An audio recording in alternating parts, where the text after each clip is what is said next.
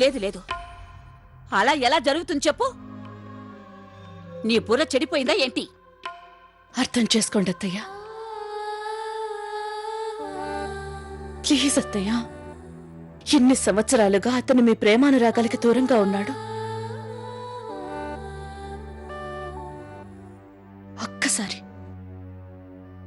ఒక్కసారి తనని దగ్గరికి తీసుకోండి.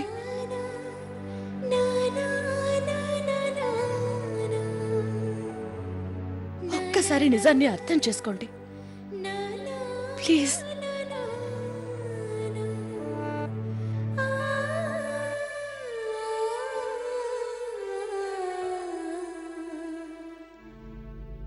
ప్లీజ్ మావయ్య,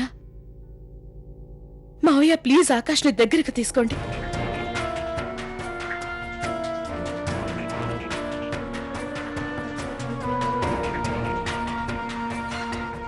నేను వేడుకుంటున్నాను మావయ్య, ఆకాష్కి కూడా అదే హక్కు ఉంది, అదే అధికారం ఉంది, మీ మిగిలిన పిల్లలకి కూడా ఉన్నట్టు. ప్లీజ్ మావయ్య.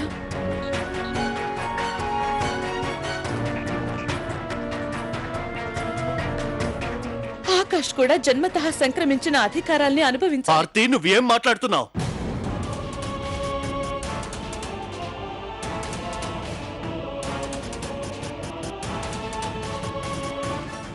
నేను నిజం చెప్తున్నాను బావగారు, నిజం చెప్తున్నాను.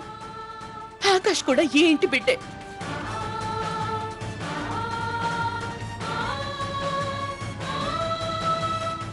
అవును ప్రదీప్, విషయం ఏంటంటే అతను దాదాపు 20 ఏళ్లుగా మనకు దూరంగా ఉన్నారు.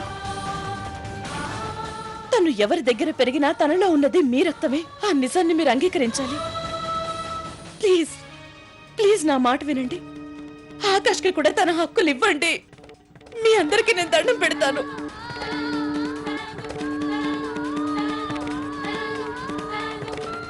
మావయ్య, మావయ్య ప్లీజ్ ప్లీజ్ మావయ్య, ఆకాష్ కూడా ఏంటి బిడ్డ అని ఒప్పుకోండి. ఈ కుటుంబంలో ఆకాష్ గారిని కూడా ఒక సభ్యుడిగా ఉండనివ్వండి.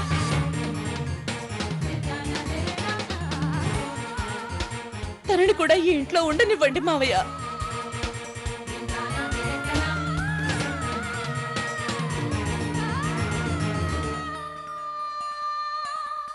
నాకు తెలుసు నేను ఇంటి కోడల్ని, నాకు ఇలా మాట్లాడే అర్హత కూడా లేదు.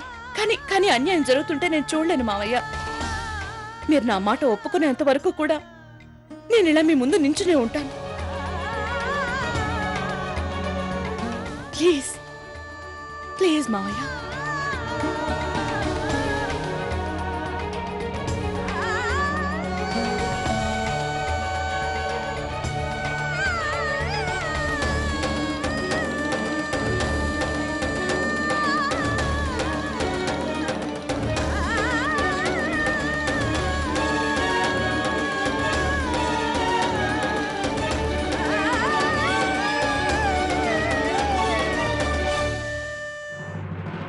నాకైతే ఎప్పుడు ఇలాంటి ఆలోచన కూడా రాలేదు.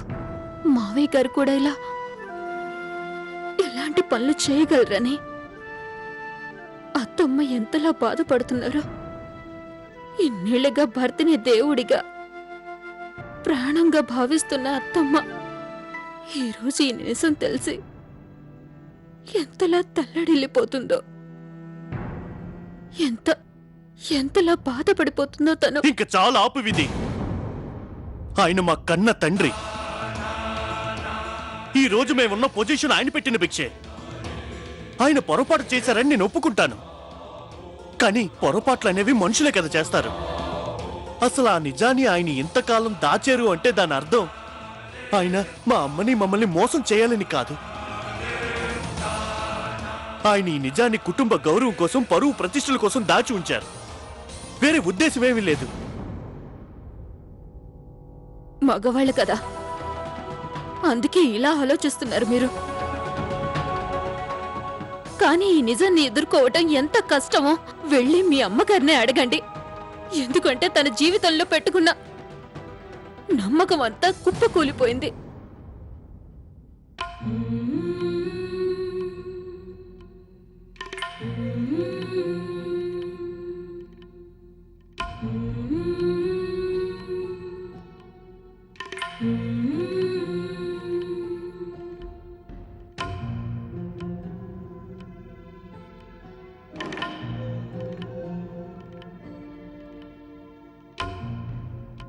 జీవితంలో నేను చేసిన పొరపాటు ఇదొక్కటే గాయత్రి. ఇక ఇదే నా జీవితంలో ఆఖరి పొరపాటు కూడా. నాకు సంజాయిషి చెప్పుకోవాల్సిన అవసరం మీకు లేదండి. ఇంతవరకు మీరు నాకేం చెప్పారో నేను అదే వింటూ వచ్చాను,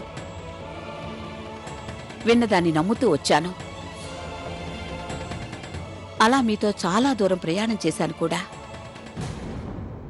ఇప్పుడు మాటిస్తున్నాను, చనిపోయేంత వరకు నా ధర్మాన్ని నేను నిర్వర్తిస్తాను. ఎందుకంటే మన సమాజంలో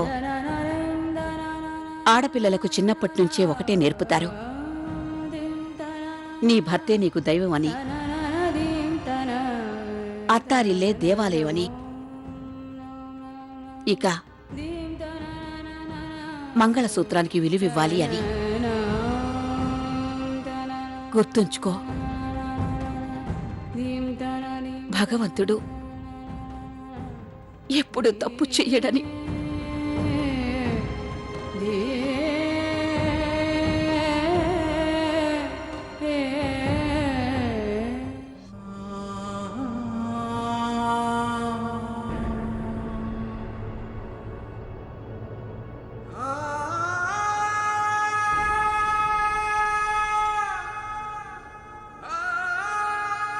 యశ్వంత్ గారు, ఎక్కడున్నారు మీరు?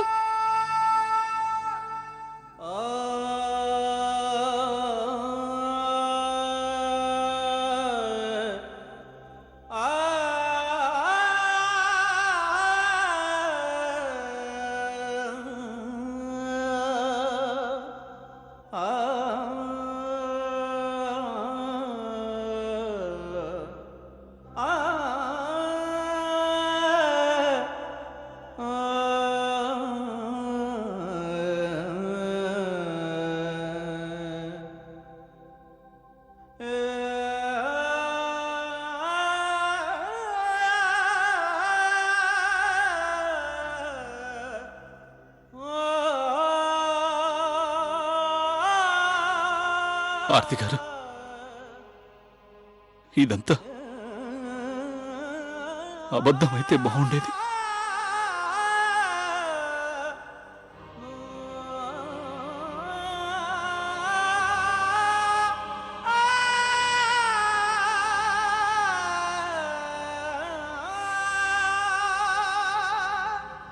నిజమే యశ్వంత్ గారు,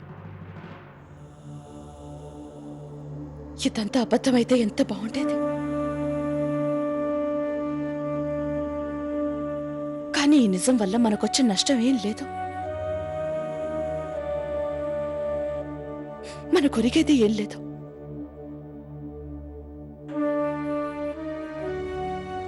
నేను చెప్పేది నమ్మండి యశ్వంత్ గారు, మీరు చూస్తూ ఉండండి, అంతా అలాగే ఉంటుంది. అంతా అత్తయ్య గారి కళ్ళల్లో మీరు పరాయి వ్యక్తి అన్న భావన ఎప్పటికీ ఉండదు.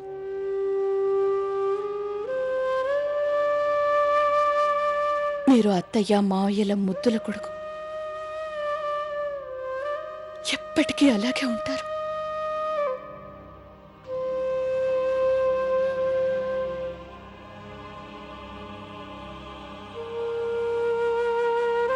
మీరు మీ నాన్నగారు చేసిన తప్పుని సమర్థించుకోగలరు, కానీ మీ అమ్మగారి మనసుకు తగిలిన గాయాన్ని, బాధని తగ్గించగలరా మీరు?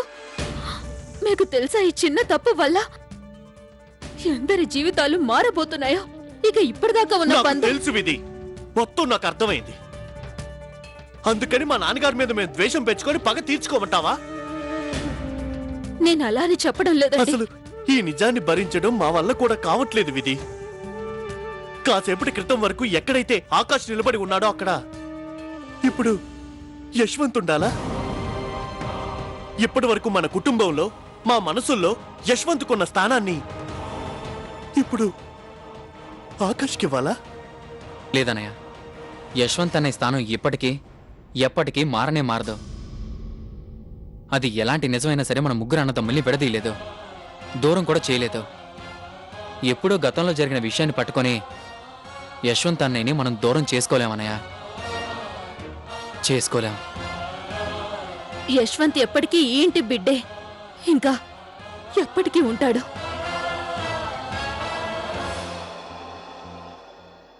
పంకజ్ బావగారి తమ్ముడు మీరు. ప్రదీప్ మీ చిన్న తమ్ముడు. వాళ్ళ మనసులో మీ మీదున్న ప్రేమ, గౌరవం ఏదైతే ఉందో అది మారేది కాదు. మీకేమనిపిస్తోంది?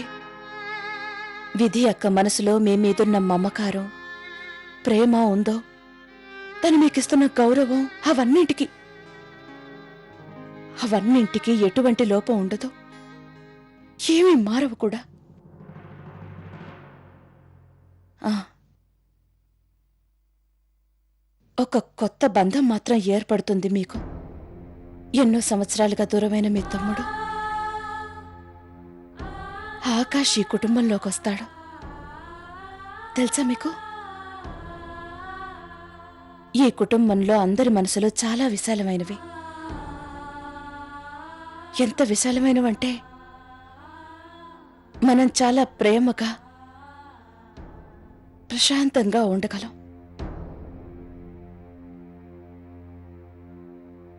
ఎవ్వరికి ఏ కష్టం కలగదు. అందరూ చాలా సంతోషంగా ఉంటారు.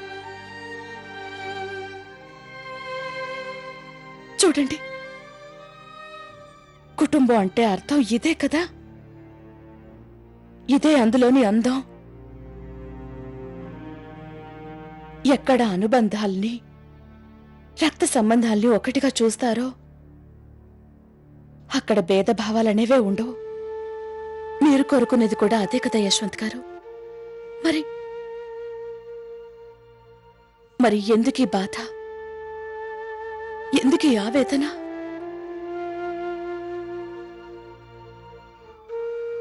నేను ఒప్పుకుంటాను, అది ఎంత కష్టం అవుతుందో. కానీ ప్లీజ్ ఇంకేం ఆలోచించకండి. మంచి జరుగుతుంది. బాధపడకండి.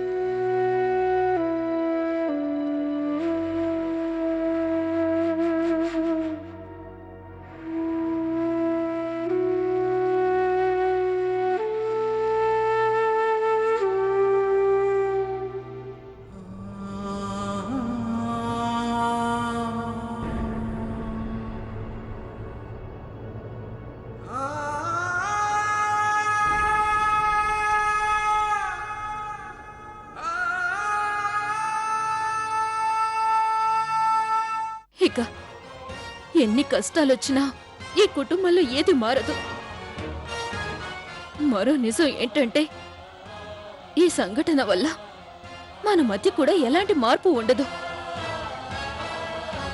యశ్వంత్ ఎప్పటికీ ఈ ఇంటి బిడ్డే, ఇంకా ఎప్పటికీ ఉంటాడు. కృష్ణ భగవంతుడిని కూడా అందరూ యశోదమ్మ బిడ్డే అంటారు.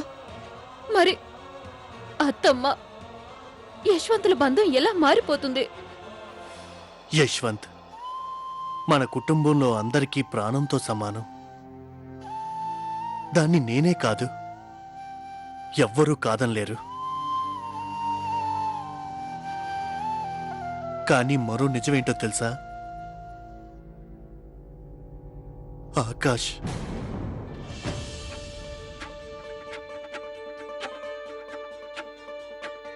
తను కూడా మా అమ్మ కన్న కొడుకే.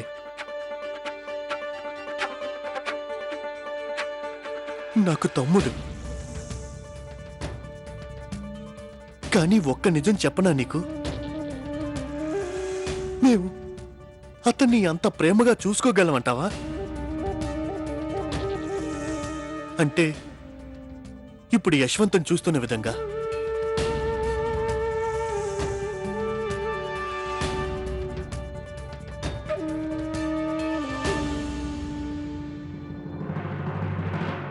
నా సంస్కారాలని కాపాడుకుంటూ నా జీవితం మొత్తం నా మనసులో మిమ్మల్ని దేవుళ్లా పూజించుకున్నాను. కాని ఇప్పుడు మనస్ఫూర్తిగా ఈ భగవంతుని పూజించగలనన్నా భరోసా మాత్రం ఇక నేను మీకు ఇవ్వలేను.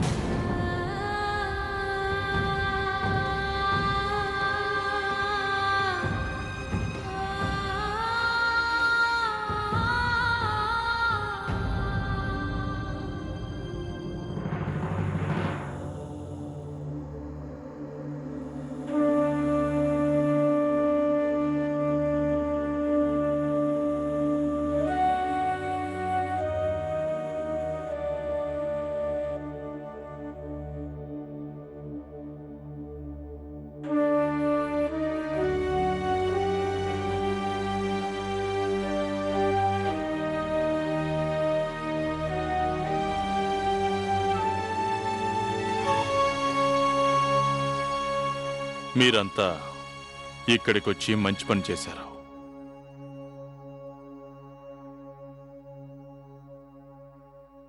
ఇప్పుడు నేను కుటుంబాన్ని ఒకసారి చూసుకుందాం అనుకున్నాను.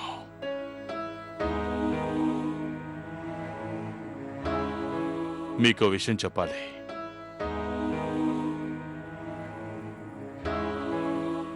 తుఫాన్ వస్తుంది. అది ఎప్పుడు కూడా బలహీనుల్ని లక్ష్యంగా చేసుకుంటుంది. తుఫాన్ చాలా ప్రమాదకరమైంది, కానీ నిజాన్ని దాచడం దానివల్ల కూడా కాదు.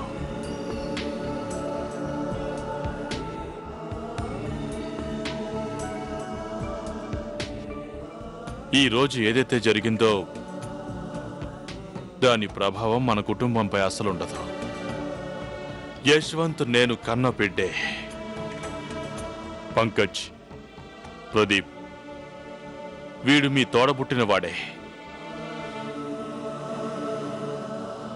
ఇక ఈ నిజాన్ని ఈ లోకంలోని ఏ శక్తి కాదనలేదు.